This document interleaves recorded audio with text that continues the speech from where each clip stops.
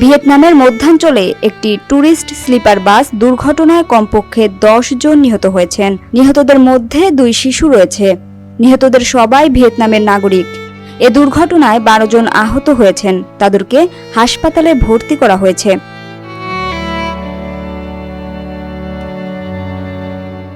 শনিবার কাতার ভিত্তিক সংবাদ মাধ্যম আল জাজিরা এই খবর জানিয়েছে। খবরে বলা হয়, শুক্রবার ভোরে হাটিন প্রদেশে এ দুর্ঘটনা ঘটে। বাসটি রাজধানী হানয় থেকে পর্যটন শহর দানং যাচ্ছিল।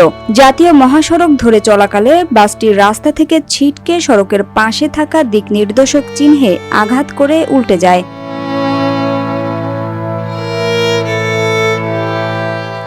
এক বেঁচে যাওয়া যাত্রী স্থানীয় সংবাদ মাধ্যম ডান 3-কে বলেন, মুহূর্তেই বাসটা উল্টে গেল।